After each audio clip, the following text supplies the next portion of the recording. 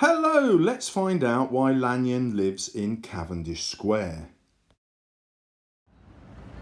Well, here we are, my last stop on our Jekyll and Hyde tour of London for the day. And so I am in Cavendish Square, and as I pan, you can see the houses behind me. In one of these would have lived Dr. Lanyon. You can see the respectability of these houses.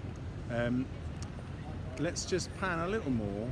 They're still here for the most part, although if I turn around you can see all the buildings of Oxford Street are over there. That's the back of Oxford Street, and now we've got an underground car park that goes beneath the otherwise impressive park that used to be here. I mean, the park's still there, but you get a sense of the grandeur here.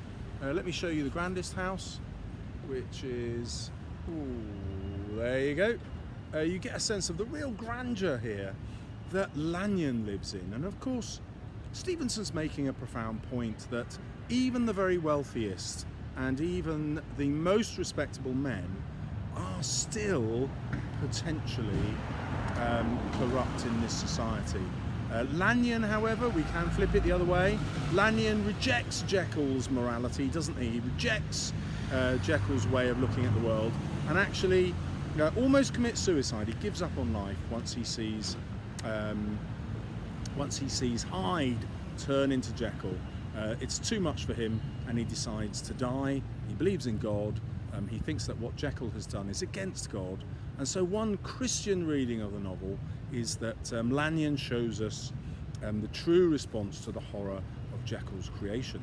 However, another response would suggest that this shows how British society is moribund, in other words, decaying, wedded to an old-fashioned way of looking at things, because Stevenson himself is not a religious man, and remember what he does. He rejects all this grandeur and all this respectability. He rejects it and goes abroad. He goes to America, he goes to Tahiti, he goes to Samoa. I must have got one of those wrong because I'm just making these things up as I go. No, I'm not really. I'll check them for you, okay, and I'll put any corrections in the video. But Stevenson rejects it all. He says, no, this is not for me.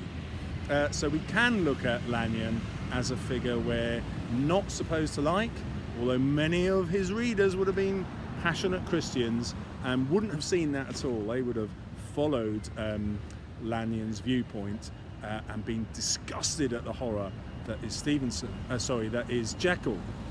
Stevenson, on the other hand, is not necessarily horrified by Jekyll. What he's saying is, we all carry this Hyde within us, and it's actually worse in London because of the facade of respectability that you see behind me. And if we were more honest, we'd be able to tackle our inner Hydes, but our Hydes become stronger because we repress them. And he's talking about hypocrisy, he's talking about repression, and that makes Hyde's evil stronger. So another way of reading the novel is to say that if Jekyll had been allowed to express his desires, be they homosexual desires or other sexual desires, we don't know, but if he'd been allowed to express them, then Hyde would not have been created with such powerful force.